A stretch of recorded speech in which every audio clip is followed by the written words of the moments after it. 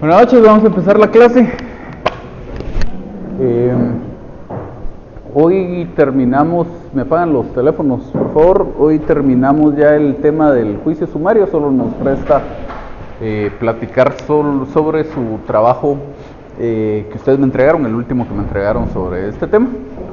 Entonces, antes de hacer algunos comentarios al trabajo, quisiera ver si alguien tiene alguna duda en general de algo del juicio sumario.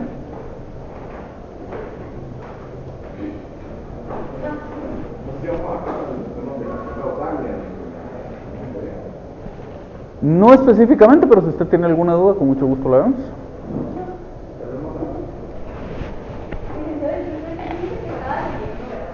A mí me causó dudas de, o sea, yo sé que lo mismo en inglés, pero sigo teniendo la duda, por ejemplo, en los casos aquí en donde el artículo de ese caso me dice que yo puedo pedir daños y perjuicios, ya sea porque se cometieron actos de violencia o de la responsabilidad del funcionario al Estado. Ajá. Mi pregunta es que en esos, o sea, como usted había dicho, que si una de mis pretensiones era, por ejemplo, pedir daños y perjuicios, tenían que estar en el objeto de la comparecencia.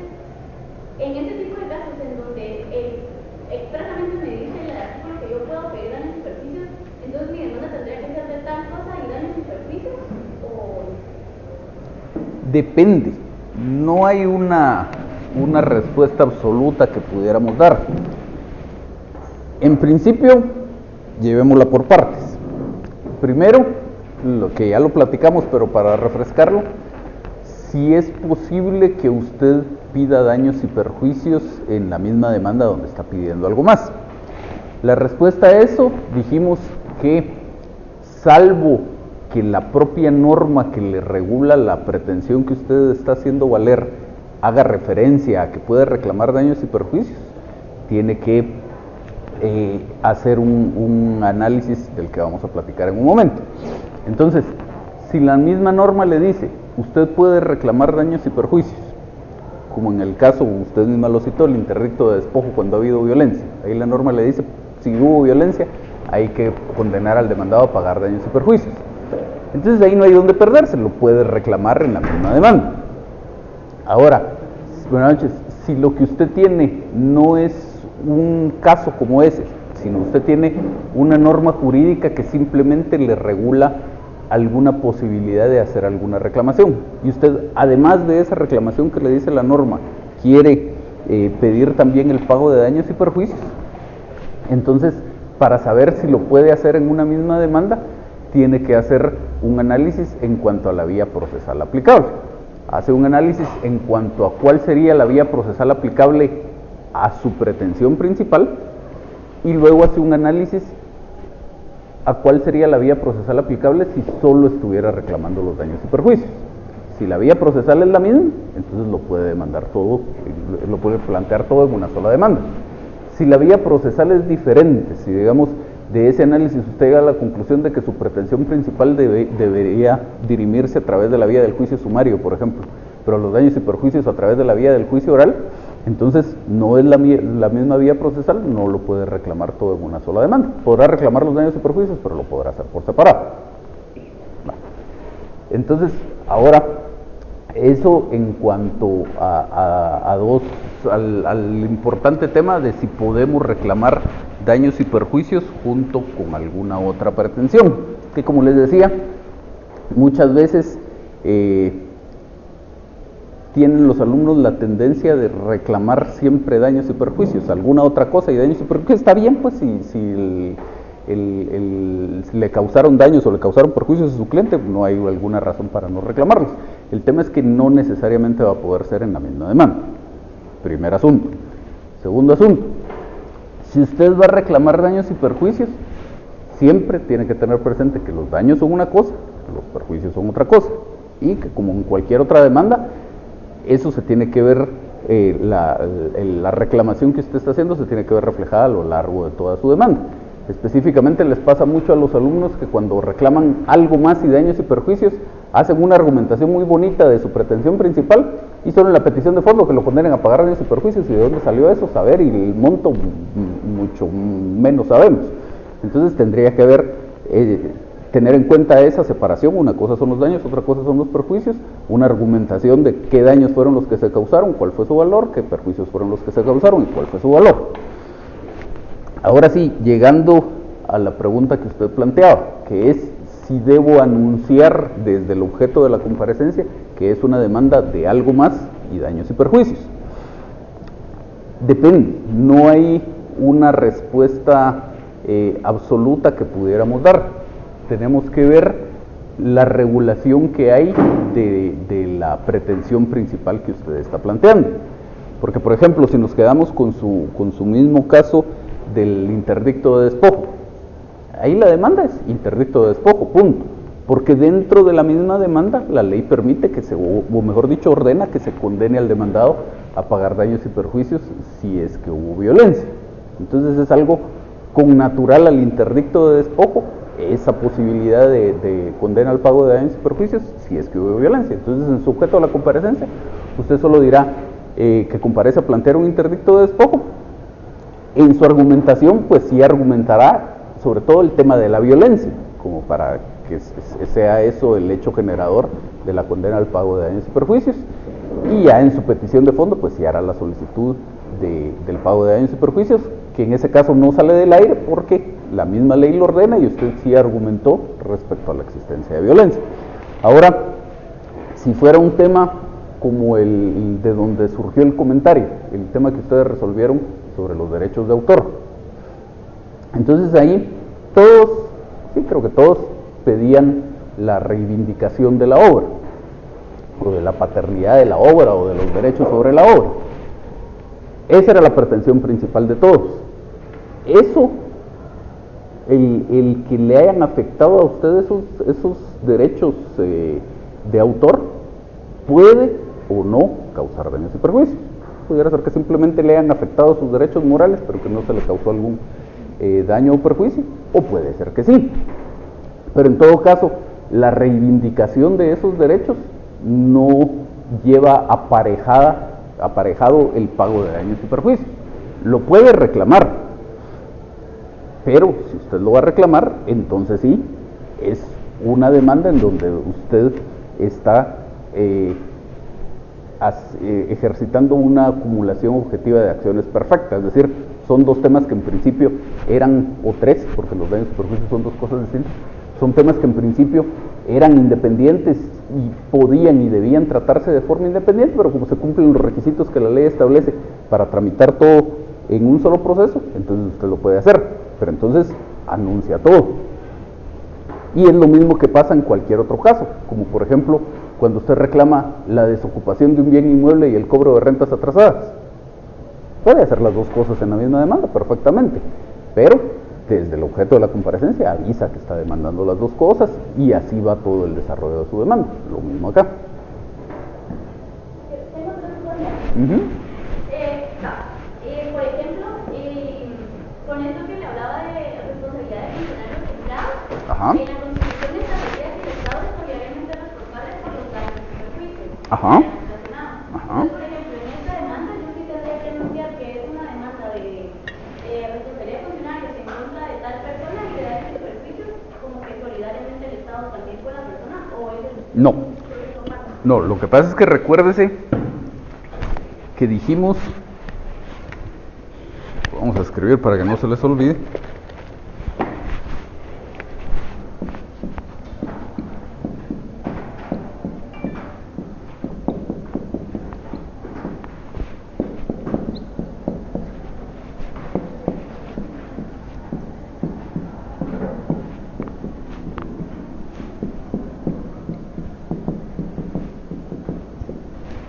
la responsabilidad civil es equivalente, es sinónimo a decir que existe una obligación de pagar daños y perjuicios.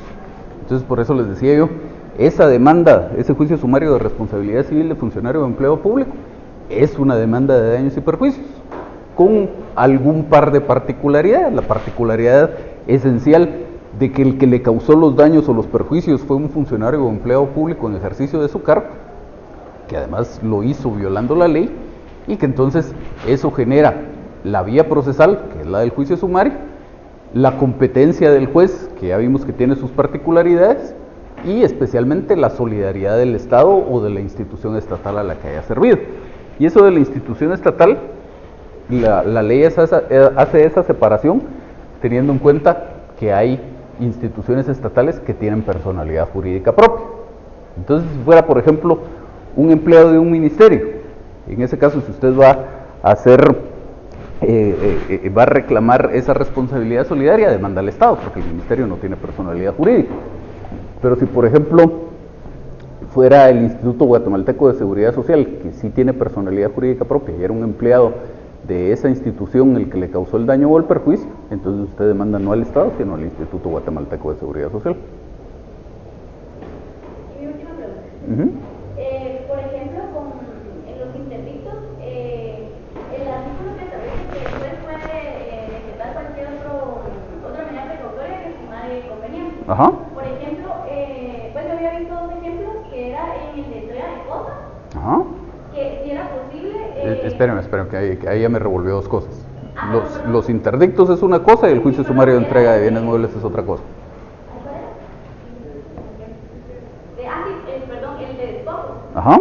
En el interdicto de despojo, por ejemplo, es posible que yo como medida precautoria le pidiera al juez que me dejaran, o sea, que me volvieran a dar como que la restituyeran en la posesión. Por el estilo mientras se lleva todo el proceso, o... Usted lo puede pedir, el juez no debería concedérselo, porque ya está resolviendo el fondo del asunto. ¿Usted quería decir algo? ¿Quién? ¿Usted? En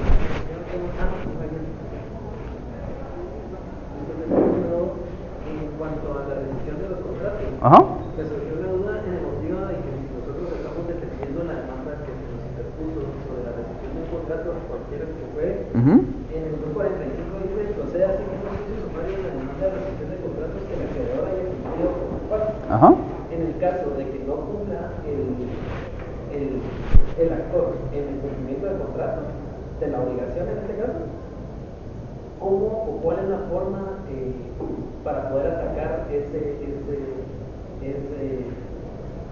de ese artículo? ¿Se ataca por una acción previa? Yo lo pienso como una acción previa de personalidad debido a la legitimación que establece este artículo. No, para nada. Lo que pasa es que el artículo ahí no le está estableciendo un tema de legitimación. El artículo porque la legitimación, la ley en general no regula la legitimación, por lo menos en esta parte que trata el juicio sumario relativo a la rescisión de los contratos, no trata sobre la legitimación. Si usted se va al 229, simplemente dice el inciso, ¿qué será? Tercero, cuarto, quinto, no sé cuál es, la rescisión de los contratos. Y si se va al artículo 245, el artículo no está haciendo una regulación sobre la legitimación, sino está haciendo una regulación sobre un requisito con el que hay que cumplir para que sea procedente la vía del juicio sumario. Entonces lo que la ley dice es, procede el juicio sumario en las demandas de rescisión de contratos que el acreedor haya cumplido por su parte. Entonces, pueden haber demandas de rescisión de contratos que este demandante no haya cumplido, se los decía en la clase del sábado, y ese hecho de que yo no haya cumplido con mi parte de la obligación puede ser porque todavía no me correspondía cumplir con la obligación, o puede ser que efectivamente ya me haya correspondido cumplir con la obligación, yo ya esté en un incumplimiento, pero a pesar de eso la ley me permite pedir la rescisión del contrato. En cualquiera de esos supuestos, yo de todos modos puedo pedir la rescisión del contrato, pero no será aplicable este artículo 245, es decir, no me aplica la vía del juicio sumario. Entonces tendré que buscar por el otro camino que vimos en aquella diapositiva donde veíamos cómo determinar la vía procesal aplicable, cuál va a ser mi vía procesal para este caso, que podrá ser normalmente un juicio ordinario si fuera una relación civil y normalmente un juicio sumario si fuera una relación mercantil. Pero eso es lo único que regula. Los legitimados para pedir la rescisión del contrato, salvo que en algún caso específico la ley le regule otra cosa, son las mismas partes del contrato. Usted y yo somos partes del contrato, usted me puede pedir la rescisión del contrato si se configura una causal de rescisión y yo le puedo pedir la rescisión del contrato si se configura una causal de rescisión. Pero la norma ahí no hace referencia a legitimación. Entonces, Como excepción previa no podría plantear ninguna, porque ahí lo que hay es una vía procesal errónea. Y como vimos el semestre pasado, uno señala cuál es la vía procesal en su demanda y debe señalarlo, porque de lo contrario el juez le tendría que rechazar esa demanda.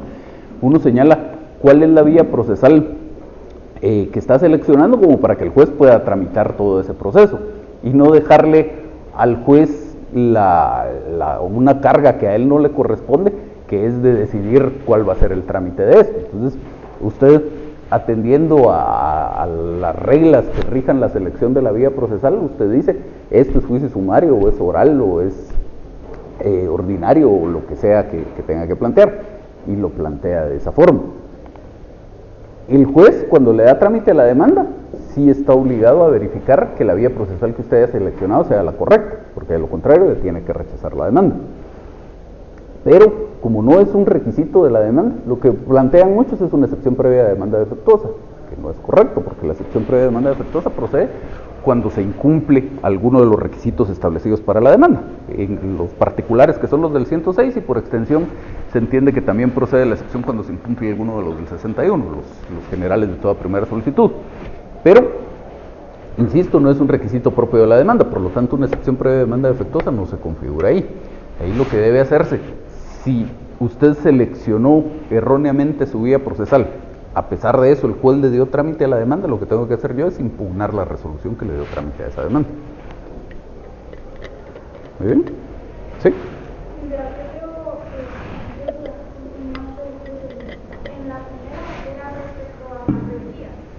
¿Respecto a qué, perdón? A la rebeldía. Rebeldía, ¿sí? Sí, tengo un memorial pidiendo excepciones previas y pues, creo que ya se parecía al proceso y que no pueden declarar la rebeldía es incorrecto. Totalmente. Lo único que evita la rebeldía es que conteste la demanda. Y la segunda pregunta era que en cuanto a los incidentes por puerta separada, cuando se implementen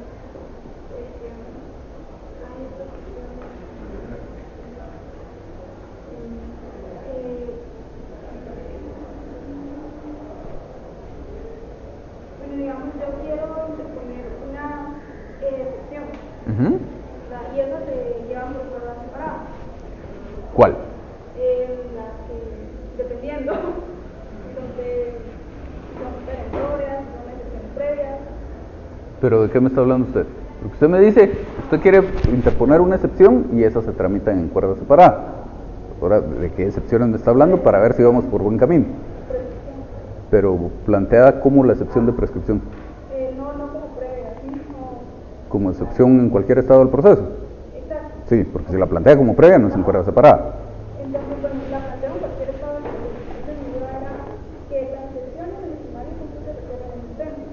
Las que se plantean como excepciones en cualquier estado del proceso.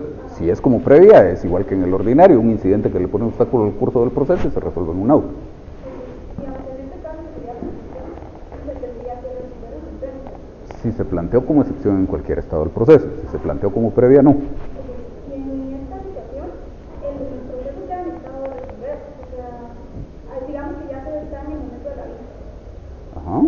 Entonces, pero no se ha llegado al fin, no se ha llegado a una conclusión en cuanto a la excepción. Ajá. Entonces, aunque el proceso, digamos, ya podría continuar y llegar a sentencia, el proceso se queda en estado de resolver porque aún no tengo una conclusión, o no he llegado a diseñar la decisión como tal, tendría que esperar para la sentencia que la decisión sea conocida por el juez, que sea de alguna forma licenciada. ¿Sí? ¿Esa era la pregunta? ¿Sí? Va, entonces le amplío un poco más. La idea aquí es, la ley establece, en general, olvídese de la clase de proceso y de qué se trata el incidente, la ley de los organismos judiciales establece que hay dos clases de incidentes. Incidentes que le ponen obstáculo al curso del asunto, por lo tanto se sustancian en la pieza principal, y dice la ley que la pieza principal queda mientras tanto en suspenso. Y un ejemplo típico de un incidente que le pone obstáculo al curso del asunto es el de excepciones previas. Excepciones previas, realmente excepciones previas, interpuestas en los 2 días primeros del emplazamiento en el caso del sumario o en los 6 primeros días en el caso del ordinario. Entonces, ese incidente le pone obstáculo al curso del asunto. Quiere decir que no sigue corriendo el emplazamiento, aunque usted presente la demanda, el juez no entra a conocer de ella, no se abre a probar el proceso, no pasa nada más en el proceso hasta que se decide qué pasó con la excepción previa que usted interpuso. Y luego hay otros incidentes que dice la ley del organismo judicial que no ponen obstáculo al curso del asunto. Y esos se sustancian en cuerda separada, y eso lo que quiere decir es que el asunto principal sí puede ir avanzando y paralelamente se está tramitando la cuerda separada. Entonces, cuando usted interpone excepciones previas propiamente dichas, es un incidente que pone obstáculo al curso del asunto, se sustancia en la pieza principal. Cuando usted, de esas que originalmente hubieran sido previas, la ley le permite que algunas las interponga en cualquier estado del proceso y usted hace uso de ese derecho, entonces ese es un incidente que se tramita en cuerda separada. Sigue avanzando el proceso principal y paralelamente se está tramitando lo relativo a las excepciones. Si esto fuera un juicio ordinario, no sumario, si esto fuera un juicio ordinario, el incidente se tramita como cualquier otro incidente, es decir, sus 2 días de audiencia para la otra parte, 8 días de prueba si hay necesidad, 3 días para dictar el auto y se acabó, se resuelve en un auto. Pero en el caso del juicio sumario, la ley tiene la particularidad que dice que algunas excepciones se pueden interponer en cualquier estado del proceso y luego dice que esas excepciones serán resueltas en sentencia. Entonces eso quiere decir que la primera parte del incidente se tramita como un incidente común y corriente, 2 días de audiencia a la otra parte, igual que en cualquier otro incidente, 8 días de prueba si hubiera necesidad, igual que en cualquier otro incidente, pero en vez de resolverlo en un auto, el juez lo tiene que resolver en una sentencia. Y entonces, como son 2 cuestiones que van avanzando paralelamente, puede pasar una de 2 cosas. Termina primero la tramitación del proceso principal o termina primero la tramitación del incidente. En cualquiera de esos 2 casos, aquello cuya tramitación termine primero se queda en suspenso, esperando que termine lo otro, para resolver ambas cosas en una sola sentencia. Entonces, si primero terminó la tramitación del incidente, tenemos que esperar que el proceso llegue hasta estar en estado de resolver, que se haya terminado el periodo de prueba, que transcurra la vista, y entonces en una sola sentencia se resuelve todo. Y si fue al revés, igual. Si ya terminó la tramitación del proceso principal, ya se celebró la vista, pero todavía estamos a medias con la tramitación del incidente en cuerda separada, hay que esperar que termine la tramitación del incidente y cuando este esté en estado de resolver, se resuelve todo en una sola sentencia.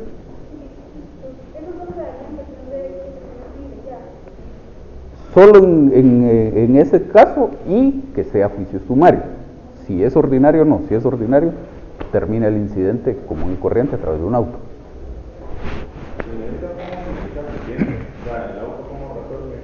¿Qué auto?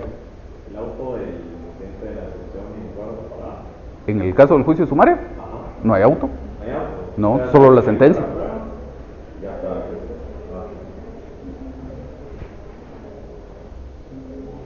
¿Algo más? ¿Qué manda? Sí, respecto al caso en que porque la canción fue un éxito y el cliente lo quería, había que demandar daños y perjuicios. Ajá. Para que se pudiera llevar en la vía oral tenía que ser mínima cuantía. Entonces mi reclamación de Menor cuantía. ínfima cuantía. Menor cuantía. Menor cuantía. Ínfima cuantía tiene trámite diferente. Sí, pero si hubiera sido mayor de 50,000, tendría que haberse llevado en un ordinario. No. Porque si fuera menor, sí podría llevarla en el oral. No, lo que pasa es que aquí hay que tener en cuenta que lo principal que nos rige es la norma esta que vimos de la Ley de Derecho de Autor y de Derechos Conexos, que dice que todas las acciones que se promuevan para proteger los derechos establecidos en esta ley se tramitarán por la vía del juicio oral. Entonces, esta sería, en el ejemplo que estamos platicando, sería una reclamación de daños y perjuicios, pero no cualquier reclamación de daños y perjuicios. Una reclamación de daños y perjuicios originada porque me infringieron mi derecho de autor. O sea, si resulta que los daños yo quiero reclamar este tema de la reivindicación de la obra y lo que usted quiera, y además quiero reclamar daños y perjuicios por otra cosa distinta, entonces pues sí tendría el tema de la vía procesal y además tendría que tener alguna vínculo entre las diferentes pretensiones que estoy haciendo valer como para que pudiera hacerlo todo en una sola demanda. Pero en este caso, todo origina de la infracción de sus derechos de autor. Y entonces no es aplicable el tema de la cuantía como para decir que solo si fuera asunto de menor cuantía se ventilaría a través de la vía del juicio oral. Aprovechando la pregunta, alguien planteaba la duda en ese caso, del caso del derecho de autor, si la reclamación de la nulidad podía hacerse en la misma demanda, porque a su criterio eso debería ser un juicio ordinario. Entonces, casualmente buscando otras cosas, encontré una sentencia de la Corte de Constitucionalidad que se refiere más o menos a ese tema, por si la quieren leer, es una sentencia interesante.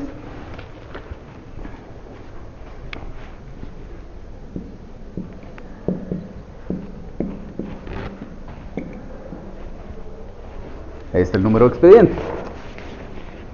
Entonces, en esta sentencia dice la Corte que las postulantes, los que promovieron el amparo, denuncian en amparo el proceder de la autoridad impugnada de desestimar una excepción de demanda defectuosa, que era lo que hablaba con alguien que me preguntaba, con usted, que me preguntaba qué hacemos cuando la vía procesal es errónea. En este caso lo que interpusieron fue una excepción previa de demanda defectuosa, se las declararon sin lugar y finalmente el tema llegó a amparo. Ellos decían que la vía procesal había sido erróneamente seleccionada porque consideraban que esa reclamación de nulidad tenía que ser en un juicio ordinario. Entonces dice, denuncian en amparo el proceder de la autoridad impugnada de desestimar una excepción de demanda defectuosa cuando a su propia manifestación la misma era procedente. Su sustento de agravio lo fundamentan en que la juez de autos admitió para su trámite una demanda de juicio oral tras considerar que los derechos que se discuten por ser de autor es la vía específica, de conformidad con la Ley de Derechos de Autor y Derechos Conexos. No obstante, la pretensión de los demandantes es la nulidad de un negocio jurídico, el cual debe ser dilucidado por medio del juicio ordinario. De lo expuesto por las postulantes en la presente acción constitucional, se infiere que la quid juris del asunto objeto de estudio gira en torno al procedimiento a observar para dilucidar la demanda de nulidad absoluta de contrato de cesión de derechos e infracción de derechos de autor y cobro de daños y perjuicios que subyace a la acción de amparo. En este caso también se reclamaban daños y perjuicios. Pues por una parte los derechos que se pretenden hacer valer están contemplados en la ley citada, por la otra, al ser la nulidad de un contrato el objeto principal de dicha demanda, el procedimiento que debe regir es el procedimiento ordinario por no regularse una vía específica para tal efecto. Eso era lo que decían los postulantes del amparo. Ya en el análisis de la Corte dice, los derechos que se reclaman por la parte actora en el juicio oral de declaratoria de nulidad absoluta de contrato de cesión de derechos e infracción de derecho de autor y cobro de daños y perjuicios es la protección sobre la titularidad de los derechos patrimoniales de autor respecto de las obras, ahí dice que obras eran, que según aduce la demandante no le pertenecen ni ha pertenecido a las cedentes, y que le ocasionan perjuicio como titular de los derechos de autor respecto de las obras tituladas, están los nombres de las obras, las cuales son idénticas de las que manifiestan las demandadas ser titulares. Es decir, que la pretensión de dicho juicio es la protección de los derechos de los cuales es titular. Una demanda de nulidad, dice la Corte, la pretensión en el fondo es proteger esos derechos, por el perjuicio que le representa la inscripción de aquellos derechos adquiridos ilegítimamente por lo ya manifestado. De aquí que conforme al artículo 1 de la ley referida, el objeto de ese cuerpo normativo es la protección de derechos de autor, entre otros de obras literarias. Se comprende entonces que si dentro del mismo texto de la ley citada, específicamente en su título 5, se contempla la transmisión de derechos patrimoniales, siendo la cesión una forma de realizarlo, los vicios que se susciten en el negocio jurídico por medio del cual se haga dicha transmisión deben denunciarse por la vía específica establecida en el artículo 133 y videm, que es el juicio oral. Un poco más adelante dice, se concluye entonces que al referir el artículo 133 de la Ley de Derecho de Autor, que los procesos civiles que se promuevan para hacer valer los derechos reconocidos en esta ley, que es la pretensión de actor de la demanda, se tramitarán de acuerdo con el procedimiento del juicio oral. Más adelante dice, cabe mencionar que si bien la nulidad de un negocio jurídico al tenor de otras normativas, su tramitación es por la vía ordinaria, en observancia de lo regulado en el artículo 96 del Código Procesal Civil y Mercantil, que refiere que las contiendas que no tengan señalada tramitación especial se ventilarán en juicio ordinario. Y dice aquí, lo cual ocurre en los contratos civiles y mercantiles. Ya vamos a regresar en un momento sobre esto. En el presente caso, la ley que rige el acto del cual se pide su nulidad es la Ley de Derecho de Autor y Derechos Conexos. Y dice más adelante, la pretensión de la entidad demandante es hacer valer derechos reconocidos en esa ley. Entonces, por lo tanto, era la vía del juicio oral la aplicable. Por ello no puede compararse tal situación a los contratos que se faccionan, etc. Entonces, la Corte lo que está diciendo aquí es, no estamos restringidos a temas muy puntuales de esa ley, sino cualquier cosa con la que busquemos proteger los derechos de autor o los derechos conexos, su tramitación se regirá por la vía del juicio oral, y en este caso precisamente era una nulidad de un contrato. La Corte dijo, eso tiene que ser juicio oral. Era una reclamación también de daños y perjuicios, y la Corte dijo, eso tiene que ser un juicio oral. Y ese razonamiento de la Corte me parece buenísimo. Hay algo malo aquí que ni siquiera era materia del proceso, pero que la Corte lo menciona de pasada, y es el tema de la nulidad de los contratos mercantiles, que como usted hablábamos algo de la nulidad de un contrato de seguro. Aquí la Corte dice algo que yo no comparto para nada, pero igual se los menciono. Entonces, leímos aquí que dice, si bien la nulidad de un negocio jurídico realizado al tenor de otras normativas, su tramitación es por la vía ordinaria en observancia a lo regulado en el artículo 96 del Código Procesal Civil y Mercantil, que refiere que las contiendas que no tengan señalada tramitación especial se ventilarán en juicio ordinario, lo cual ocurre en los contratos civiles y mercantiles, dice la Corte aquí. Y un poco más adelante hace el ejemplo. Y dice, no puede compararse tal situación a los contratos que se faccionan al amparo del Código de Comercio, que en su artículo 1039 es claro al señalar que a menos que se estipule lo contrario en este código, todas las acciones a que dé lugar su aplicación se ventilarán en juicio sumario. Sin embargo, cuando el asunto versa sobre una nulidad de negocio jurídico, es menester remitirse al Código Civil, que es la ley que rige esa institución jurídica, la nulidad. Y por lo tanto, según la Corte en esta sentencia, aunque no era materia de ese amparo, la nulidad de un negocio jurídico mercantil debería tramitarse en juicio ordinario. Yo les insisto, no comparto esa opinión de la Corte. Estuve buscando y no encontré algún caso en el que específicamente se hubiera discutido el tema. Probablemente hay alguno por ahí, yo no localicé alguno. Sí encontré 4 o 5 casos en los que en el amparo lo que se discutía era otra cosa distinta, pero el antecedente en ese amparo eran juicios sumarios de nulidad de negocios jurídicos mercantiles, y el proceso así se estaba tramitando, habían llegado a amparo por otra razón, no por eso. Y encontré una sentencia de amparo de la Corte Suprema de Justicia, no de la Corte de Constitucionalidad, en la que también analizaron el asunto, y la Corte Suprema de Justicia también fue de la opinión de que esto debería ser un juicio ordinario. Entonces, la Corte en realidad no hizo un razonamiento propio en esta sentencia, sino que simplemente transcribió el razonamiento de la sala y luego dijo que eso estaba bien, y que sobre todo que no era el amparo, el objeto del amparo no era revisar lo resuelto por los tribunales ordinarios. Entonces el razonamiento de la sala aquí, que como les insisto yo no comparto, dice la nulidad absoluta o relativa y la simulación de negocios jurídicos no se encuentran reguladas en el Código de Comercio, debiéndose entonces hacer aplicación de normas supletorias, tal como lo prescribe el artículo 694 del Código de Comercio. En el Código Civil, que regula derechos sustantivos que pueden hacerse valer ante los tribunales de justicia, se encuentran reguladas esas instituciones jurídicas, la nulidad. Sin embargo, dicho código tampoco contiene norma jurídica especial que indique un trámite determinado para las referidas acciones de nulidad absoluta, relativa o simulación. Y estas, al no estar contempladas en el Código de Comercio y sin tener un trámite especial en el Código Civil, debe integrarse el procedimiento con el Código Procesal Civil y Mercantil por ser el que contempla el trámite para todas aquellas contiendas que no tengan señalada tramitación especial, por ser la ley supletoria que más vinculación tiene con los asuntos mercantiles. Por tal razón, la pretensión demandada debe ventilarse a través del procedimiento del juicio ordinario, conforme lo regulado por el mismo en el artículo 96 del Código Procesal Civil y Mercantil. En esta misma sentencia, o con respecto a esta misma sentencia, hubo un voto razonado de uno de los magistrados de la Corte Suprema de Justicia, que el magistrado más o menos va por el lado del razonamiento que hago yo.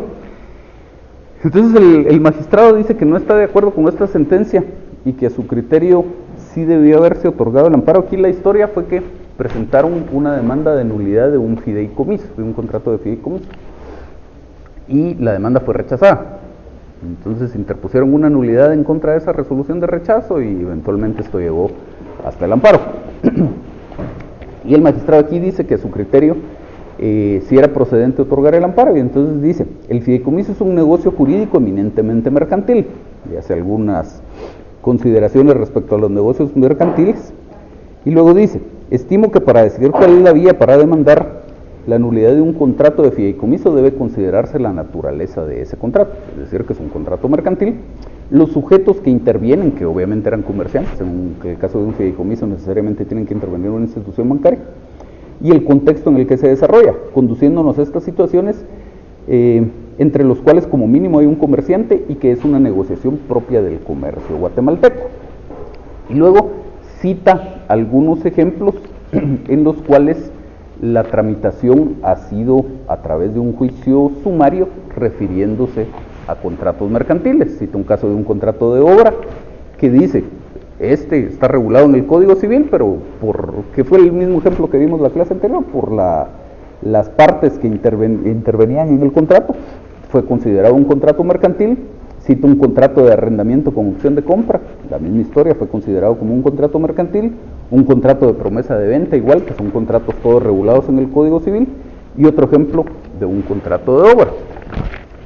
Entonces yo creo que el razonamiento, bueno, y al final de cuentas esta, como era sentencia de la Corte Suprema de Justicia, apelaron esa sentencia de amparo, y la Corte de Constitucionalidad la confirmó, no porque compartiera el razonamiento de que esto debía haber sido juicio ordinario, sino porque a su criterio ahí no procedía la nulidad, porque todavía no estaba emplazada la parte demandada. Entonces dijo que ahí no se podía generar algún agravio.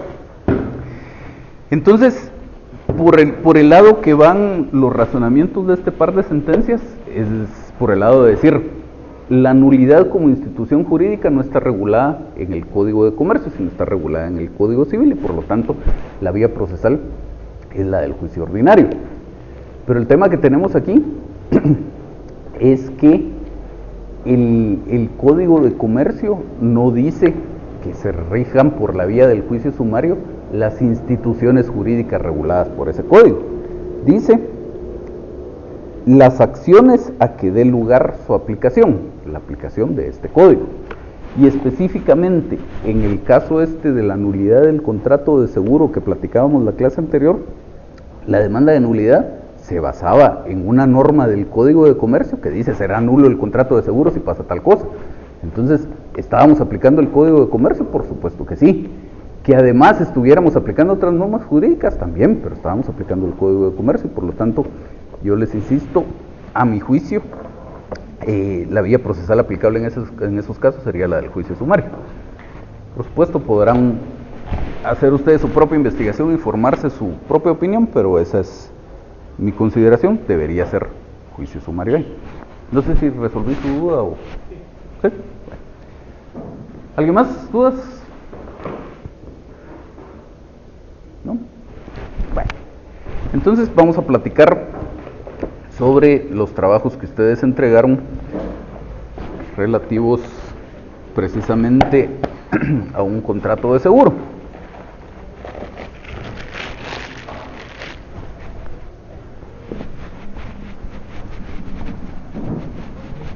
El caso básicamente era esta persona que había estado negociando un seguro para una fábrica a través de un corredor de seguros. Finalmente le hacen una propuesta, él no acepta la propuesta, pide que le rebajen la prima. La aseguradora, a través del corredor de seguros, le contesta que está de acuerdo en rebajarle la prima, le hace una nueva propuesta y le pide que le dé su aceptación por escrito y que además le dé el primer pago con cargo a la prima. El cliente, el asegurado, da la aceptación por escrito, hace el pago de la prima y al día siguiente se incendia la fábrica y cuando él presenta su reclamación, la aseguradora declina el reclamo bajo el argumento de que el contrato de seguro nunca se perfeccionó. Y entonces, por ahí va el tema que ustedes tenían que resolver. Obviamente su cliente era este asegurado o este afectado con el incendio. Y entonces, para que vayamos viendo qué fue lo que hicieron ustedes.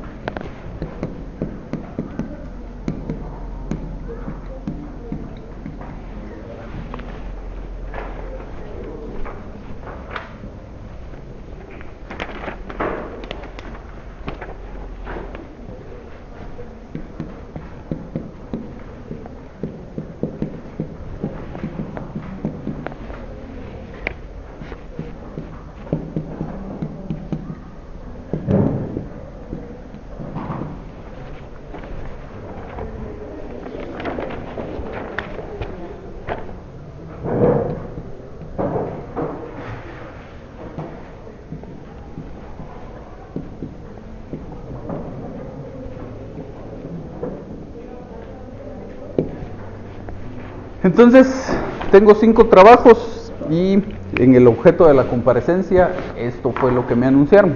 5 cosas muy parecidas, pero al final de cuentas, 5 cosas distintas. Todas en juicio sumario.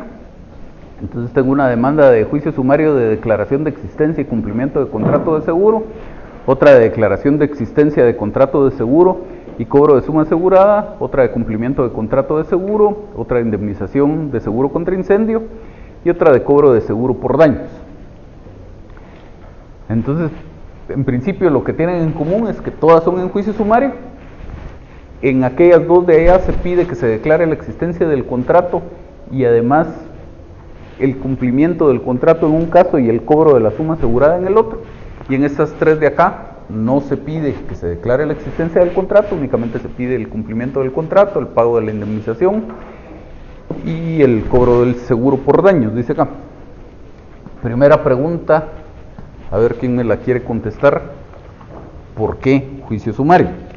Y específicamente, antes de que me vayan a hablar del artículo 1039 del código, ¿por qué no juicio ejecutivo?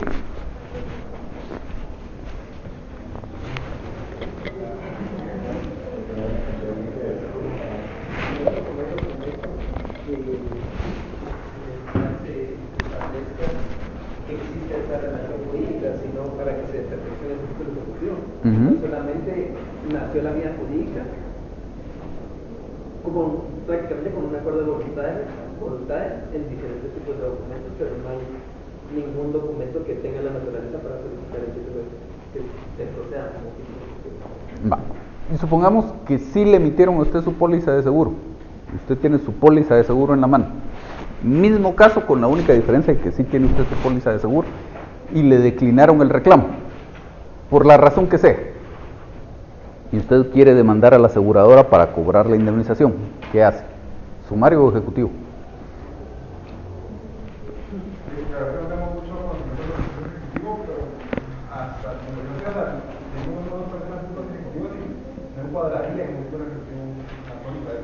¿Por qué no?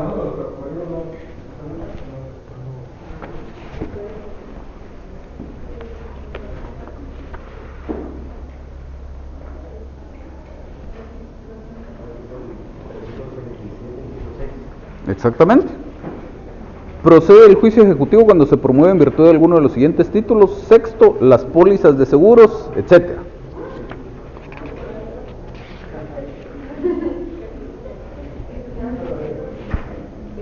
$327.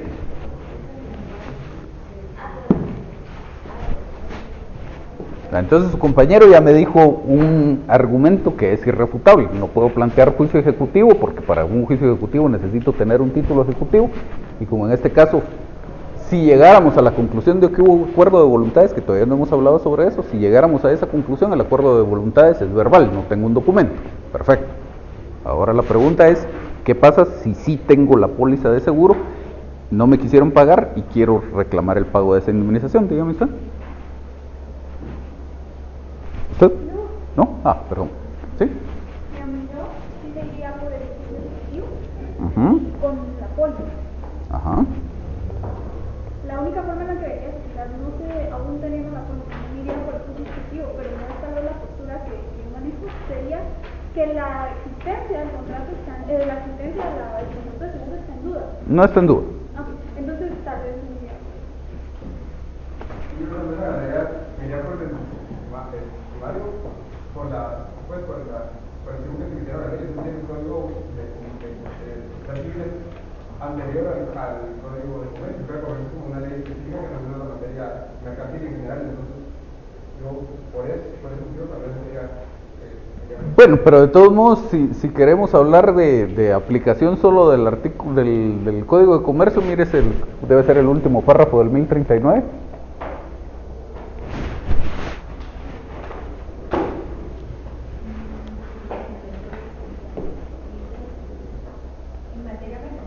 ¿Sí? En materia mercantil son títulos ejecutivos, las propiedades legalizadas del acta de organización de procesos de documentos mercantiles y bancarios, o los propios documentos si no fueren legalmente necesarios y no fueren necesario el proceso. Cualquier controversia relativa a títulos ejecutivos se resolverá en concordancia con el estipulado del Código Mercantil y Mercantil. ¿Por qué no? Es más, y para darme su respuesta, piensen esto. Todos en las 5 demandas me pidieron, o le pidieron pues al juez, el pago de una cantidad específica. 500,000 quetzales, recuerdo en un caso, 175,000 había otro. Eso quiere decir que la cantidad es líquida o que le estaban mintiendo al juez, una de dos. Bueno, yo voy a hacer dos preguntas. Pero digamos, solo con el caso, sin plantear en la demanda por qué nosotros pedimos 500,000, según entendido, cuando se da el siniestro, igual se tiene que definir qué fue lo que, o sea, cuánto se tiene que pagar. Yo que yo puse uno de los artículos de nuestra demanda, de que el máximo que se puede pagar por el asegurado por un incendio tiene que ser el valor del dinero que está siendo asegurado en su totalidad. Ajá. En este caso, Pero su respuesta fue, la cantidad no es líquida. Ajá, por eso, porque digamos eso fue por la locura que fue en 2000, pero en el caso que estaba planteado ahí, la cantidad no está fija todavía, no está fijo cuánto se perdió, cuánto se descubrió y cuánto lo que se debe. Entonces por eso es que no, creo yo que no se podría considerar como líquida la cantidad.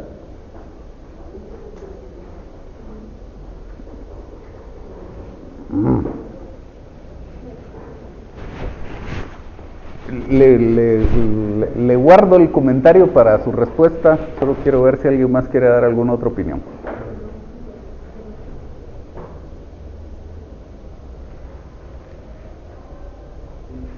¿Nadie? Yo entiendo que es necesario ¿Por qué? primero para demostrar que se está configurando esa condición de la obligación de pago para la aseguradora. ¿Por qué? Porque la aseguradora va a pagar desde el momento, primero, que existe el contrato, y segundo, desde que se cumpla alguno de los requisitos bajo los que se obliga. En este caso, o sea, el que se configure uno de estos requisitos, entiendo yo que debe ser probado, después, o sea, no se puede... ¿Por qué? Porque no se convierte la póliza directamente en un título ejecutivo. ¿Por qué? Cuando den una respuesta, acostúmbrense a dar una respuesta completa. Si estuviéramos en un privado, esto sería lo que estaría pasando.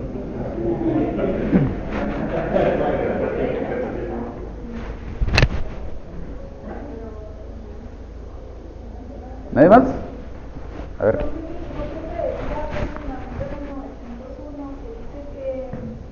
Una vez surgido el siniestro, pues la persona tiene que entregar documentos e informaciones que permitan conocer el fundamento y la validez de su reclamación. Eso ya los entregó y producto de eso la aseguradora le dijo no le pago ni un centavo. Entonces no tendría tal vez que probar esto en un tribunal y decir que los entregó pero que para él sí tenían un fundamento y la aseguradora está diciendo que no, entonces ahí hay un hecho controvertido que tendría que probarse en tribunal. Adivine qué le voy a preguntar.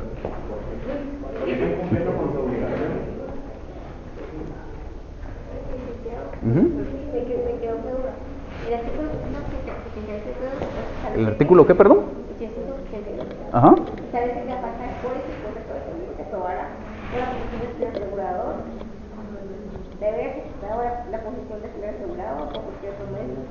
Ajá.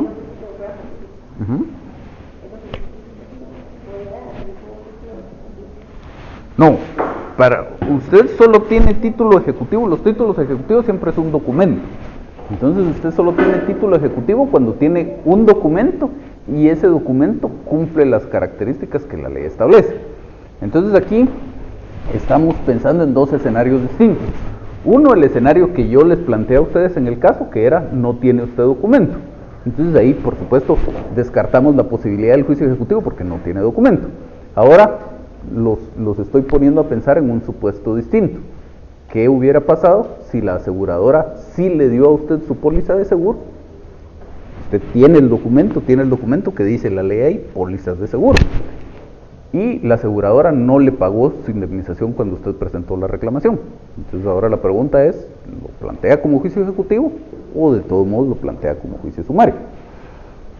Lo que planteaba aquí de la Cerda es acertado, pero como le decía, a medias. El Código de Comercio dice, el Código Procesal Civil y Mercantil en su artículo 327, cuando regula los títulos ejecutivos, dice: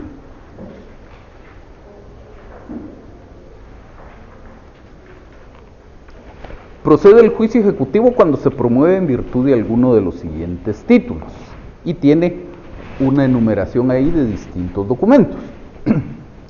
Por supuesto, ustedes no han visto procesos de ejecución y de esto que les estoy explicando no lo tendrían por qué saber, pero la idea es que vayamos pensando en distintos escenarios.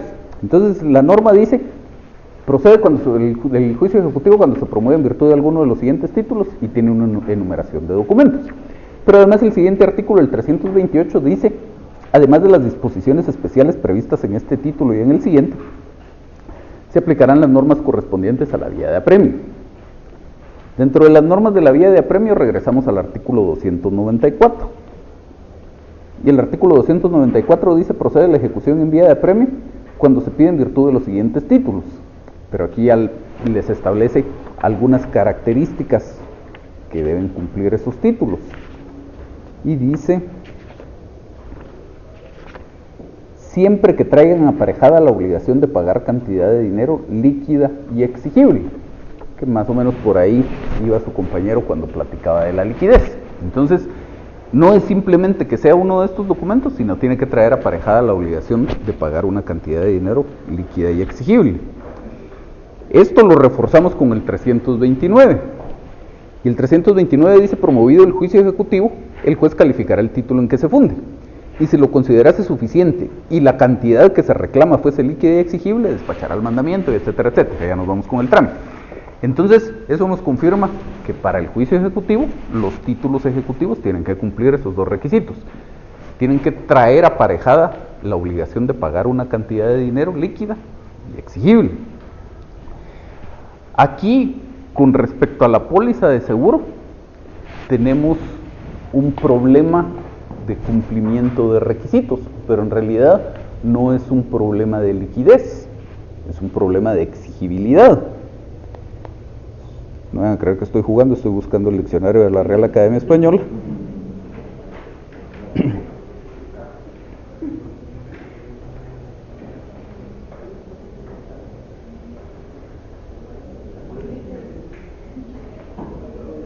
El diccionario dice líquido.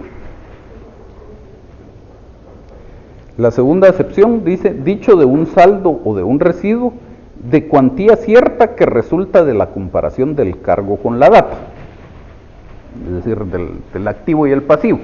Entonces, una cantidad es líquida cuando es de cuantía cierta. En todos los casos que ustedes me plantearon, la cantidad era líquida, por lo menos era lo que ustedes decían, porque usted decía, quiero que lo condene a pagar 10 quetzales o 20 quetzales o 50 quetzales, es una cantidad líquida. El problema que tenemos es un problema de exigibilidad, porque la norma dice que el documento, el título ejecutivo, tiene que traer aparejada la obligación de pagar la cantidad de dinero líquida y exigible, es decir, tanto la liquidez como la exigibilidad de la obligación deben constar en el propio documento. Entonces, si la aseguradora se comprometiera conmigo, que por supuesto eso no es la naturaleza del contrato de seguro y eso nunca lo va a decir una póliza de seguro, pero si la aseguradora se compromete conmigo a decirme el 10 de octubre del 2019 yo le voy a pagar a usted 1.000.000 de quetzales, solo tendremos que esperar a llegar al 10 de octubre del 2019, ahí está la cantidad líquida porque está establecido que es 1.000.000 de quetzales, y pasado el 10 de octubre del 2019 o llegado el 10 de octubre del 2019 la cantidad será exigible y no tengo un problema, puedo usar eso como título ejecutivo.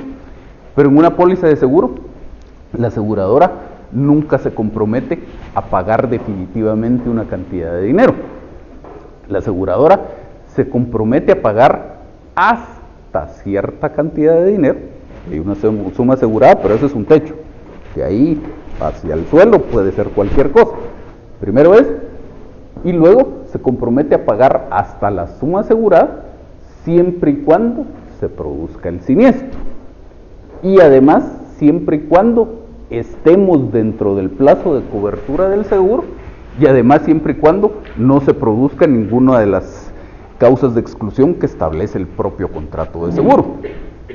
Y entonces ahora sí, como en el propio título ejecutivo, como en el propio documento, como en la propia póliza de seguro no dice nada de eso, es necesario acudir a un proceso de ejecución para probar, a un proceso de conocimiento para probar todos esos extremos. Y entonces, por eso es que cuando se hace una reclamación de una indemnización proveniente de un contrato de seguro, acudimos al juicio ordinario y no al sumario, acudimos al juicio sumario y no al ejecutivo, aunque la propia ley establece que la póliza de seguro tiene la categoría de título ejecutivo. Y entonces estaba mintiendo el legislador aquí cuando dijo que la póliza de seguro tenía la categoría de título ejecutivo. No, lo que pasa es que no hizo la explicación adecuada. Tiene la categoría de título ejecutivo si la aseguradora me quiere cobrar a mí como asegurado las primas, porque esas cantidades sí definitivamente yo la tengo que pagar. Por supuesto la aseguradora nunca hace eso, si yo dejo de pagar lo que hace es que me deja de dar cobertura y se acabó, pero la aseguradora sí podría utilizar la póliza de seguro como título ejecutivo para cobrarme las primas y yo no las pago, y a eso es a lo que se refiere esa norma. Entonces ahí aclara parte de entonces el numeral 6 del artículo 327 solo es aplicable cuando se va a demandar es la aseguradora. Así es. Y cuando va a demandar las primas, si va a demandar otra cosa, pues entonces habrá que ver qué es lo que va a demandar para ver qué es lo que hacemos. Bueno, entonces, superada esa parte, pedimos que se declare la existencia del contrato, sí o no, de eso ya platicamos algo el sábado. A mi juicio, sería lo más conveniente, no quiere decir que los que tomaron estas tres opciones esté mal. En principio, si pidió que se declarara la existencia del contrato y además que le pagaran su indemnización, es lo más correcto a mi juicio. Si solo pidió que le pagaran su indemnización, está bien. La calificación es en principio exactamente la misma en cualquiera de los dos supuestos. Ahora les decía yo, al final de cuentas, si vamos a cuestiones de técnica y qué es lo que más me conviene, es un tema que deberíamos abordar, porque al final de cuentas es una discusión que ya está sobre la mesa.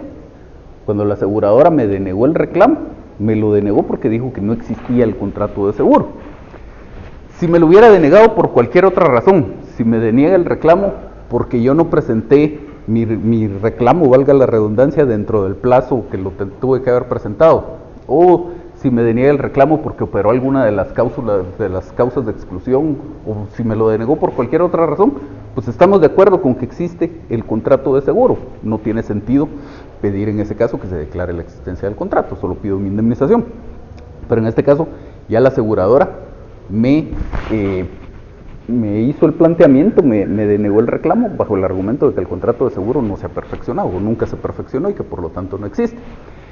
Entonces, ¿qué pasa si yo asumo que el contrato de seguro sí existe y lo único que reclamo es la indemnización? Ahora ustedes son abogados de la aseguradora.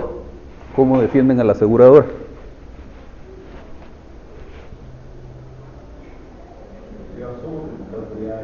O sea, yo demandé a la aseguradora, cualquiera de esas tres opciones de allá. Usted es el abogado de la aseguradora, ¿qué va a hacer en defensa de la aseguradora?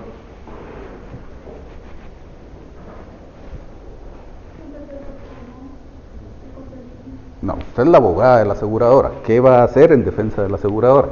O sea, si ese es argumento está bien, pero ¿qué es lo que usted va a hacer como abogada de la aseguradora?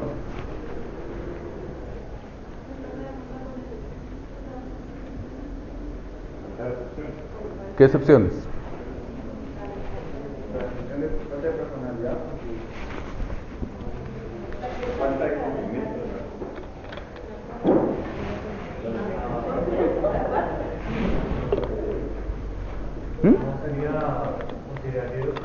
Sería una de demanda respuesta porque al mismo tiempo estoy diciendo que hay un contrato y estoy cobrándolo, y la detención estaría agregando otra prevención.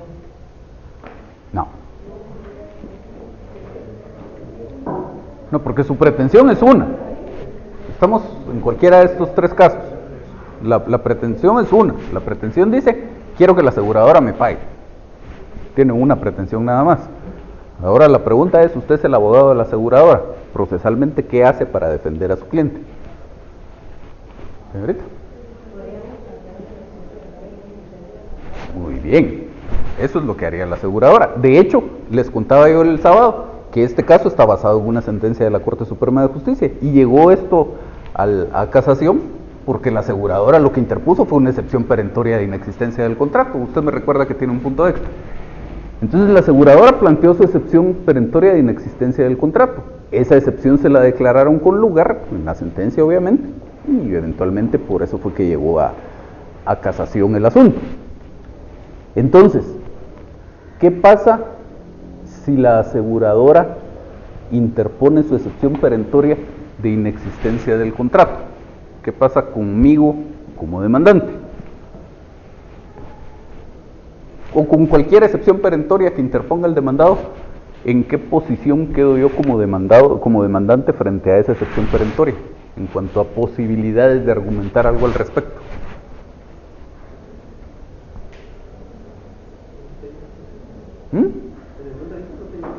No tengo posibilidades de defender. Podría argumentar algo en la vista, pero se acabó. Entonces, la discusión respecto a la existencia del contrato la introdujo la aseguradora sin que yo tuviera alguna oportunidad de pronunciarme, sin que yo tuviera oportunidad de ofrecer prueba al respecto. Ahora, si la discusión la introduzco yo como demandante, yo pongo sobre la mesa y le digo, señor juez, yo quiero que usted declare la existencia de este contrato. Entonces, obviamente, ya en la demanda estoy planteando los argumentos, ya en la demanda estoy ofreciendo las pruebas. La aseguradora, por supuesto, va a tener su oportunidad de defenderse, pero entonces ambos estuvimos en igualdad de condiciones respecto a esa discusión.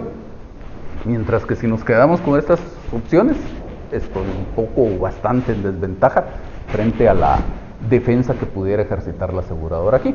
Por eso, a mi juicio, como les digo, no todo lo del derecho, y al contrario, mucho del derecho no está escrito en piedra, no hay una única solución correcta, pero a mi juicio lo más apropiado sería algo como lo que está de este lado. ¿Sí me siguieron por qué la idea? ¿Sí? Nosotros pensamos también en demorar la declaración de existencia del contrato, pero eso no existiría el argumento que también se tiene que llevar el día a. Fíjese que no. Y ahí sí, todavía con el de la nulidad, yo le diría, si usted va a demandar la nulidad de un contrato mercantil, mi opinión, y estoy plenamente convencido de esa opinión, es que tiene que ser en juicio sumario. pero todavía le diría, usted se corre el riesgo de que le argumenten que sea en ordinario y que el juez se la rechace o que la otra parte se defienda. Haga usted su análisis, investigue algunas sentencias y tome una decisión y córrase un riesgo, porque cualquiera de las dos va a ser un riesgo.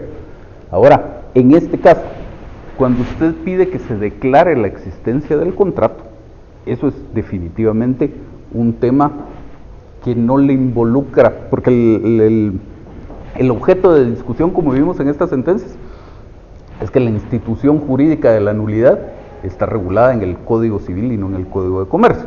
Ahora aquí, la declaración sobre la que usted pretende, la declaración que usted pretende que haga el juez, es la declaración de la existencia de un contrato. ¿Qué contrato? De seguro, eso está regulado en el Código de Comercio.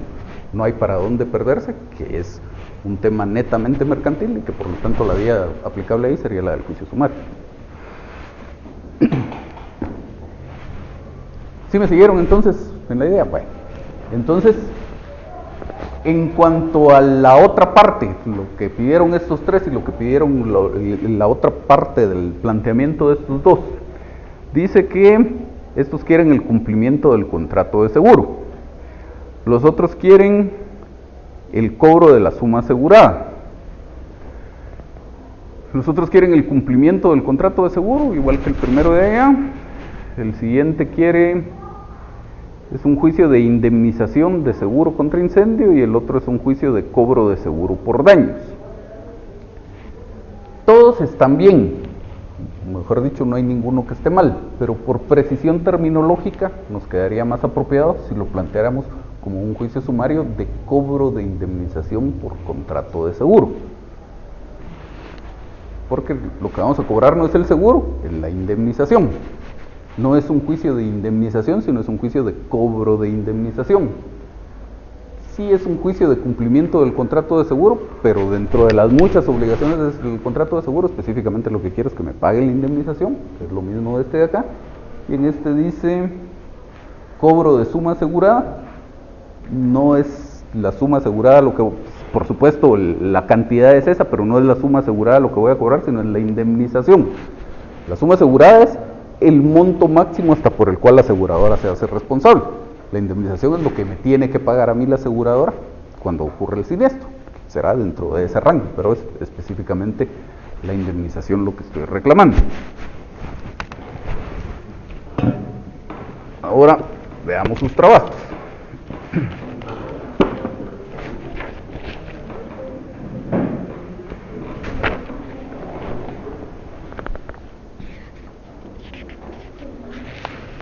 En líneas generales, los trabajos están bien. Vamos a llegar entonces a algunas observaciones respecto a cosas que habría que mejorar en cada uno de los trabajos. El trabajo de Karen Fion, Emilia Arango y demás compañeros.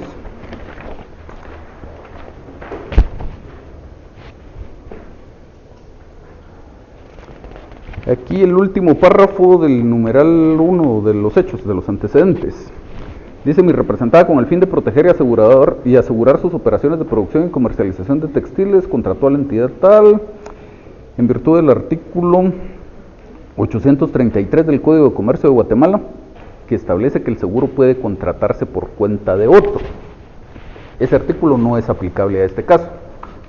El contrato de seguro por cuenta de otro es si yo, sin que nadie me esté invitando, voy y contrato un seguro para el vehículo de su compañero.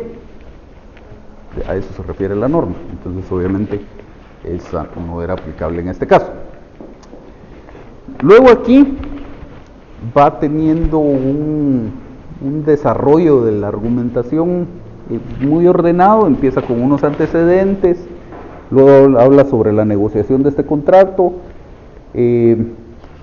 Dentro de esa negociación del contrato, pues dice que cuánto era la propuesta que había hecho la aseguradora, que se le pidió la rebaja, etcétera, etcétera. Hay dos temas fundamentales ahí de las estipulaciones del contrato de seguro que deberían ser parte de la argumentación en toda demanda de reclamación de indemnización, y que creo que ninguno de los grupos, o tal vez uno, los mencionó. Entonces, son dos temas: cuál era la suma asegurada y cuál era la vigencia del contrato de seguro.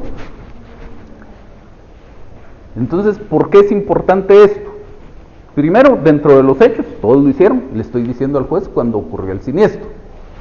Ahora, le tengo que decir al juez cuándo empezó la vigencia del contrato de seguro y cuándo terminó, para establecer que el acaecimiento del siniestro fue dentro de ese periodo de vigencia. Si hubiera sido antes, hubiera sido después, automáticamente quedó fuera de la posibilidad de hacer la reclamación. Y luego, ¿cuál es la suma asegurada? Como bien lo dijo alguien por ahí, la suma asegurada es el monto máximo que la aseguradora se compromete a pagarme. Entonces la aseguradora me dice, yo le aseguro su fábrica por 10 millones de quetzales. Esa es la suma asegurada. Eso quiere decir que eso es un tema completamente distinto, pero que al final de cuentas hay que relacionar, es cuál fue el monto de la pérdida que yo sufrí.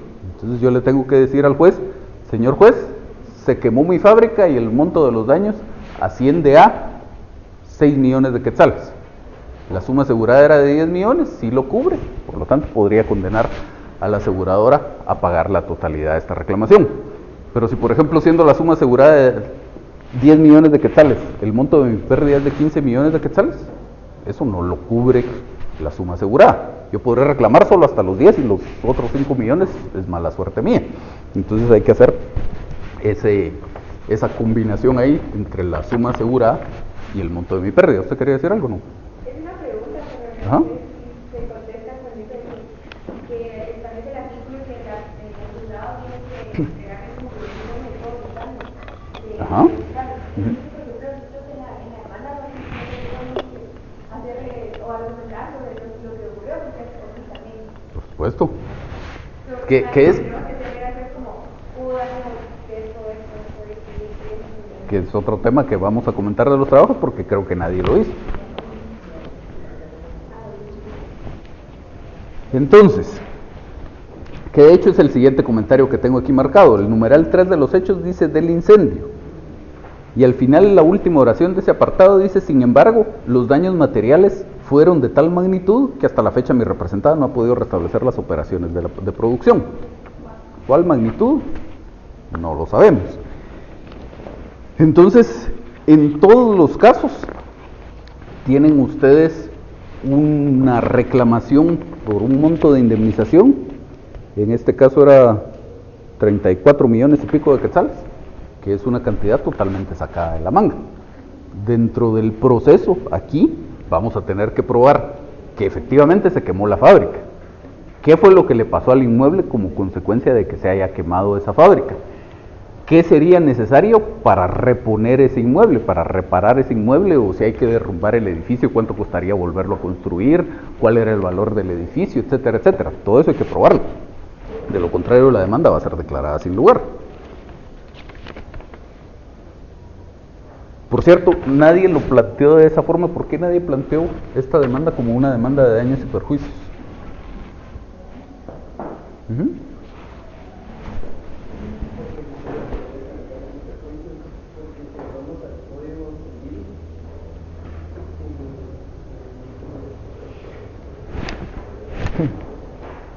¿Allá?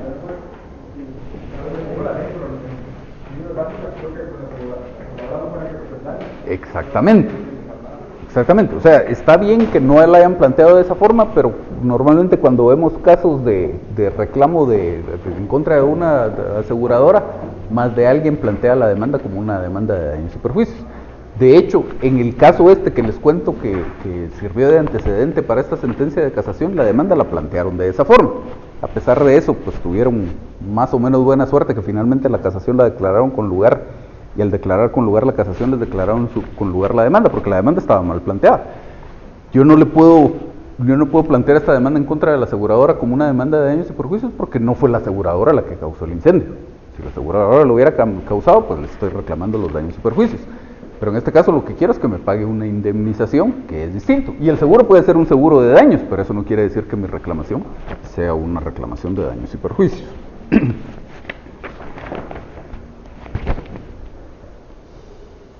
Y entonces seguimos con todo, siempre en este mismo caso, seguimos con todo el desarrollo de la narración de hechos. Ya vimos ya conté cómo fue el incendio, qué respuesta me dio la aseguradora.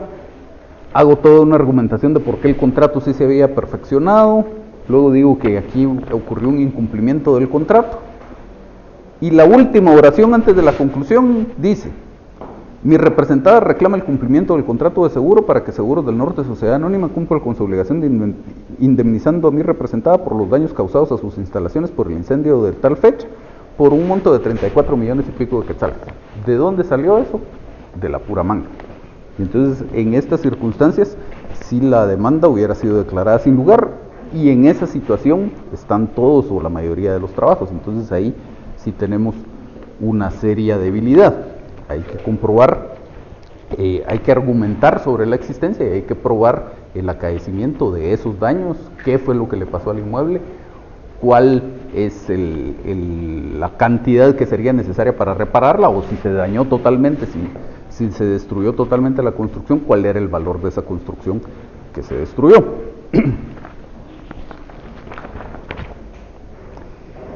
Y nos da el mismo problema el tema de la prueba. En los medios de prueba tengo declaración de las partes, como documentos, el comprobante de que le pagué los 20,000 quetzales, las cartas que se estuvieron cruzando, unas fotografías y nada más. Las fotografías tal vez me podrán servir para probar que ahí se quemó el inmueble y etcétera, etcétera. Pero el monto de esos daños, no tengo absolutamente alguna prueba para esos efectos. Solo que tuviera la buena suerte de pedir declaración de las partes del demandado y que diga si es cierto que usted reconoce que los daños fueron de 34 millones de quetzales y me conteste que sí, que es muy poco probable.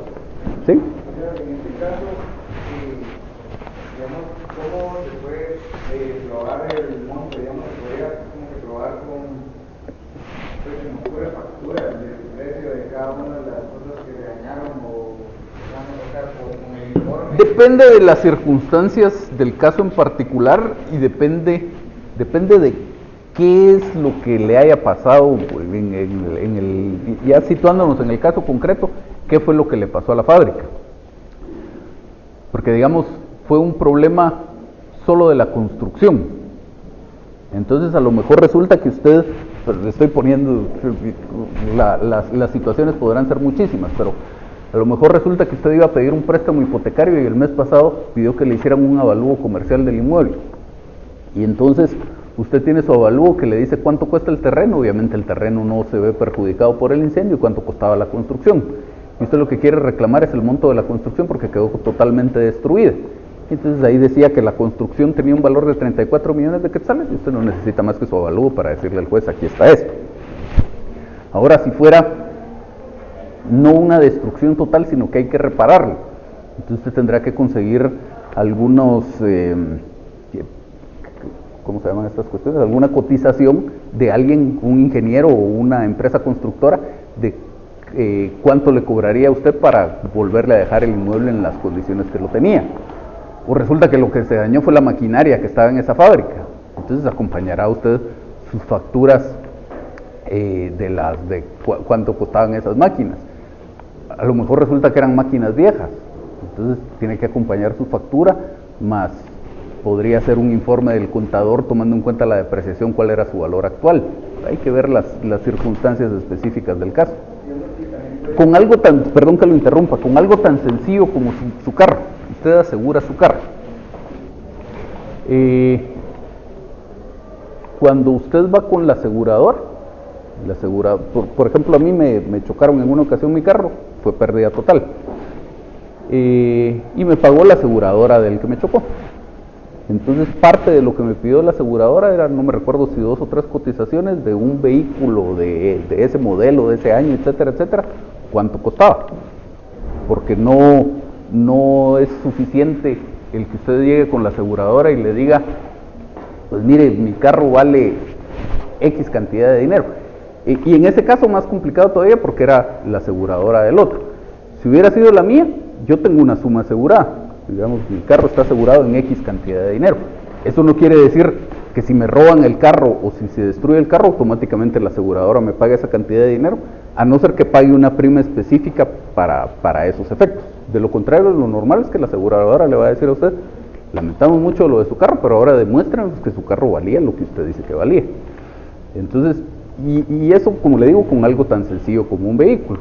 Con algo mucho más complejo como esto, pues habrá que ver, ya puestos en el caso específico, quiera de tener un poco de creatividad y buscar algo relativamente sencillo para efectos del caso, pero ya puestos en un caso de la vida real, hay que ver qué fue lo que le pasó en este caso a la fábrica y qué es necesario para restituir el patrimonio de su cliente. Y, digamos, además, digamos, de esas cosas que yo creo que podría, por ejemplo, poner también un experto, o sea, para ver respecto del monto o de cuál es el precio, o digamos, si fuera una construcción, así como usted dijo, un ingeniero. Yo no creo que sea necesario un dictamen de un experto en ese caso, creo que se estaría complicando innecesariamente. Porque pues tiene que seguir todo aquel procedimiento complicado de la prueba de dictamen de expertos. Mejor pide al ingeniero que le haga una cotización de cuánto le cobra a él por repararle el inmueble o dejarlo en las mismas condiciones en que estaba, o si fue destrucción total, de construirle uno de similares características. ¿Sí?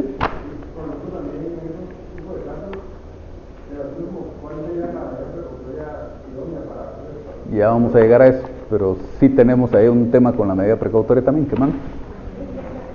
Respecto a los daños, por ejemplo, nosotros solo podemos pedir por las cosas o lo que estrictamente dice el Código de Comercio cuando es un contrato de incendio, que es si se desaparecen las cosas o las cosas tienen. Mi pregunta va La norma no importa tanto, sobre todo importa su póliza de seguro.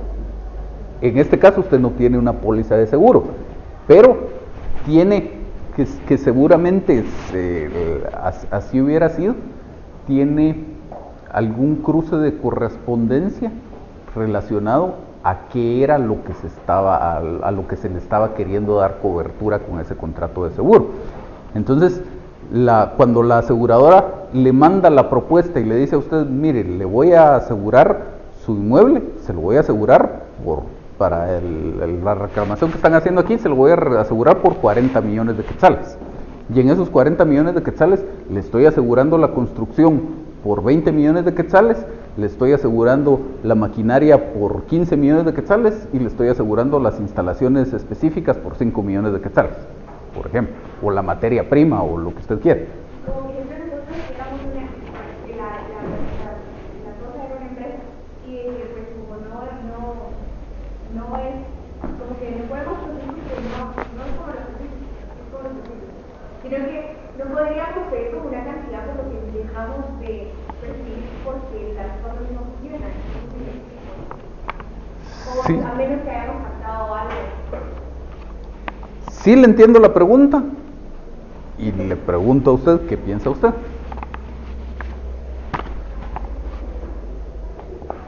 No, porque al final, como hemos dicho al inicio, era lo de la cantidad líquida. No, aquí olvídese de la cantidad líquida porque ya no estamos hablando de un proceso de ejecución. Ajá, pues, porque la aseguradora no solo, o sea, no causó el daño. Por lo menos creo que yo te entendí que era porque no podían porque no tenían Lo que dice su compañera, o lo que debería estar diciendo su compañera es, yo celebré un contrato con esta aseguradora, la aseguradora se comprometió para conmigo a pagarme si ocurría un siniestro de este tipo. El siniestro efectivamente ocurrió, yo ya le entregué toda la documentación que alguien leyó por un artículo por ahí, yo ya le entregué toda la documentación que le permitiera hacer su investigación. Hizo su investigación e injustificadamente, lo que yo sostengo, injustificadamente me denegó mi reclamo. Si me hubiera pagado mi reclamo, pues yo algo puedo hacer con ese dinero. Puedo ponerme a producir otra cosa, lo puedo poner en un banco a que gane intereses, puedo reconstruir mi fábrica y volver a fabricar lo que antes estaba fabricando, puedo hacer algo con ese dinero. Pero como no tengo la fábrica, eso no es culpa de la aseguradora, pero tampoco tengo el dinero y eso sí es culpa de la aseguradora, sí le puedo hacer alguna reclamación. Ese es el planteamiento de su compañero. Y esa es la pregunta para ustedes, ¿qué opinan ustedes? ¿Sí? pagar un mes después del siniestro, que no lo pagó, pues ahí ya... Aunque no lo pacte, el Código de Comercio establece un plazo, no recuerdo cuál es el plazo, 30 días, 60 días o una cosa por el estilo. Pues si no cumple la jurada, alguna criterio, paga el caso que debe, ya pasó sus obligaciones, ya puede dar el presupuesto, ¿no?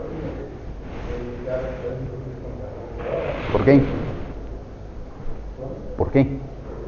Porque en eso, o sea, si bien es cierto, la jurada no es un instrumento, la falta, o sea, si cumplió una falta de obligación que me retardó en poder iniciar mi labor. Ajá. Entonces, yo creo que los 5 días me retardó, son 5 días que no puedo estar trabajando y que ya me no puedo pagar. Ajá. ¿Y? Sí, o sea, para mí eso ya es culpa de la jurada, no es culpa del día que Ajá. De acuerdo. ¿Y?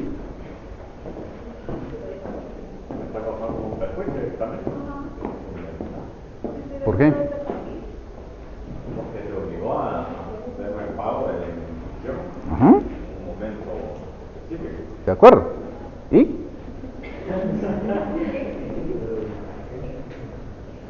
Por no pagarme, ¿Ah? por no pagarme estoy cumpliendo. Ajá. ¿Y? A partir de ahí me está causando un perjuicio. De acuerdo. Entonces se tiene que demandar. ¿Por qué? O sea, no le estoy diciendo que no tenga razón, le estoy diciendo que me dé la respuesta completa. Todo año se debe indemnizar. Pero aquí no estamos hablando de un daño, estamos hablando de un perjuicio, pero digamos que los perjuicios también hay que indemnizarlos, pero su argumento no está completo. Aquí lo que pasa... ¿Qué manda? Bueno, no sé si estoy diciendo, pero por ejemplo, porque yo aquí le estoy pidiendo solo lo que me debe, pero ya después lo que yo le voy a reclamar es lo que porque no me pagó esto, es todo lo que me está causando, pero son dos demandas distintas. No necesariamente. Lo que pasa es que los daños y los perjuicios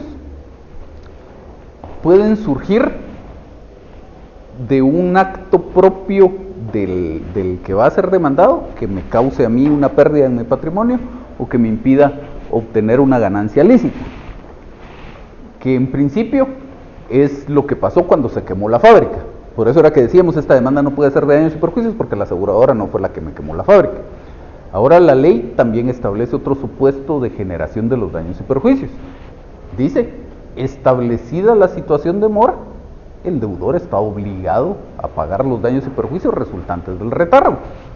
Y dice que cuando la obligación consiste en pagar una suma de dinero, esos daños y perjuicios consisten en el pago del interés que se haya pactado y a falta de pacto el interés legal hasta el efectivo pago. Primera cosa. Y entonces aquí tenemos la obligación de pagar una cantidad de dinero, sí. ¿Tenemos un plazo dentro del cual me tuvieron que haber hecho el pago? Sí, la norma que hablábamos allá con su compañero. La ley dice que dentro, como les digo, no recuerdo el plazo, pero son 30 o 60 días después de que yo le dé a la aseguradora todos los documentos que le permitan analizar el reclamo, me tiene que pagar. Entonces, ya me tenía que pagar, el plazo se venció, no me pagó, la obligación consiste en pagar una suma de dinero. Además, esta es una obligación mercantil. Y entonces el Código de Comercio dice que en las obligaciones mercantiles se incurre en mora automáticamente a partir del día siguiente aquel en el cual sean exigibles.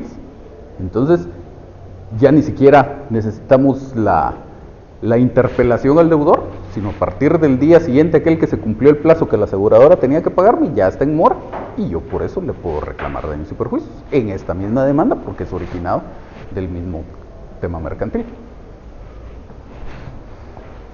¿Qué manda? Entonces, perdón, sí le puedo hacer la reclamación, no es algo connatural al contrato, entonces sería una demanda de cobro de indemnización proveniente de contrato de seguro y de daños y perjuicios. Por supuesto, tendría que tener mi argumentación respecto al tema de la indemnización y por separado esta argumentación que les acabo de platicar, de que está en mora y que automáticamente, etcétera, etcétera. Perdón, ¿me decía usted ahí atrás? Solo, perdón que lo interrumpa. No sé si con eso resolvimos su duda, ¿sí? A ver.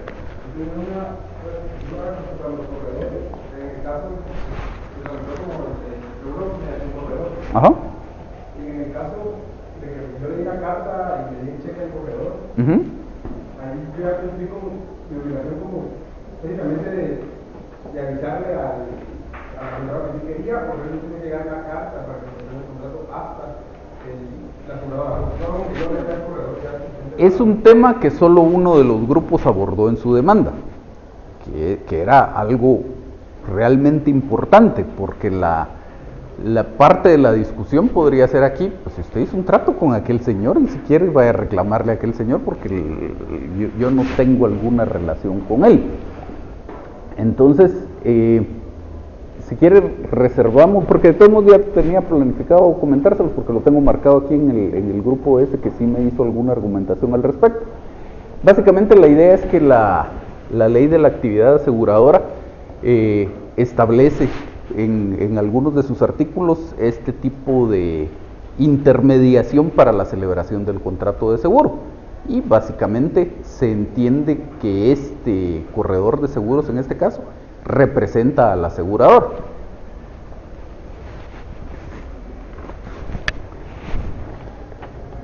Entonces llegamos a las peticiones de siempre con esta demanda.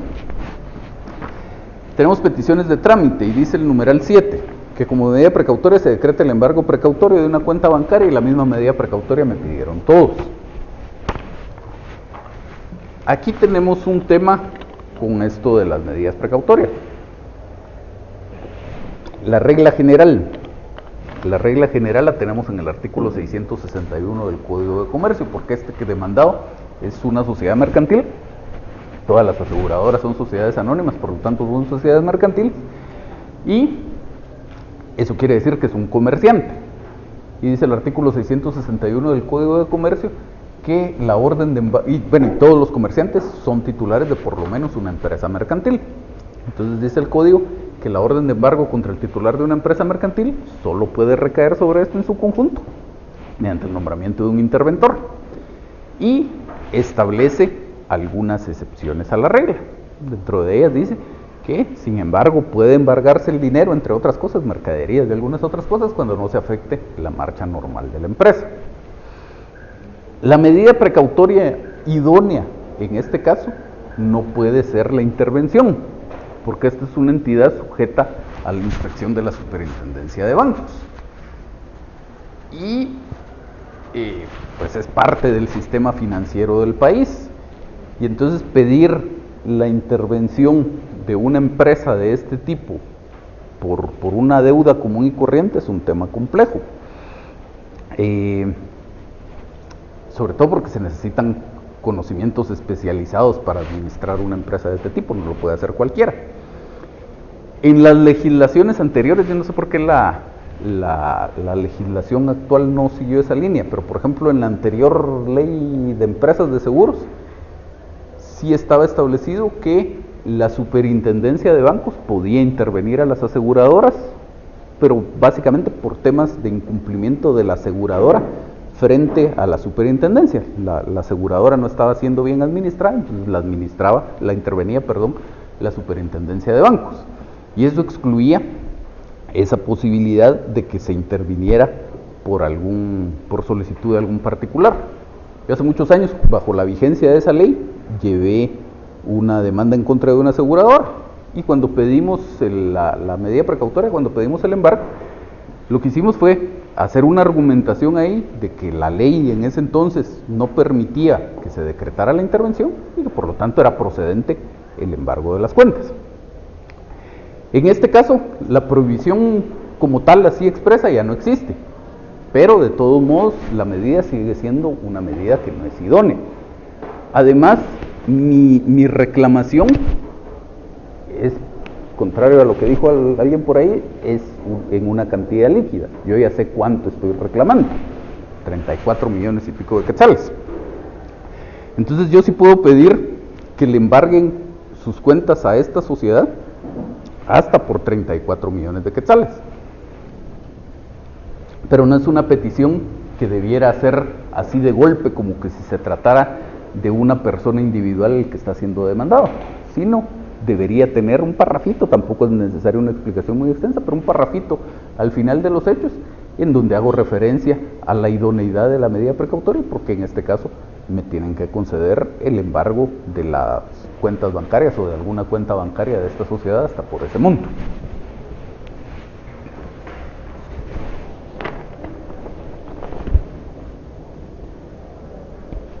Finalmente,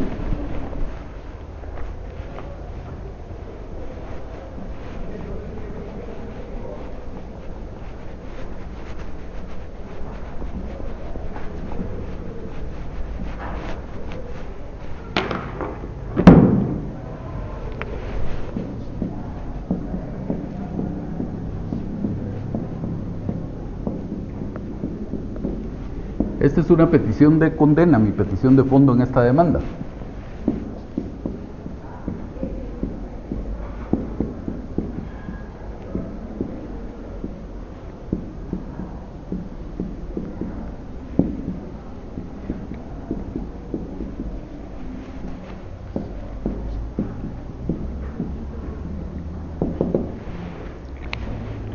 Todos o casi todos los trabajos habría que, a todos o a casi todos los trabajos habría que hacerles alguna observación respecto a esa petición. Tengan en cuenta que esta es una petición de condena. Siendo una petición de condena, siempre hay dos cosas que considerar ahí.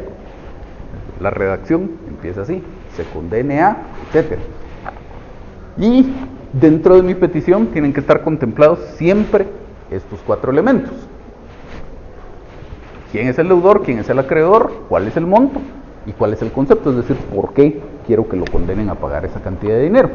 Entonces, la forma correcta de redactar esta petición sería que se condene a la entidad aseguradora fulana de tal a pagar a favor de mi cliente la cantidad de los 34 millones que están pidiendo aquí, en concepto de indemnización en virtud del contrato de seguro por el siniestro acaecido sobre el inmueble ubicado en tal dirección.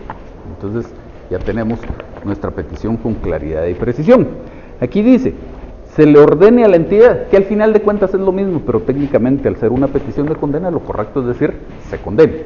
Se le ordene a la entidad demandada, Seguros del Norte, Sociedad Anónima, que cumpla con el contrato de seguro, pagando la indemnización por el monto de 34 millones a favor de Industrias Textiles.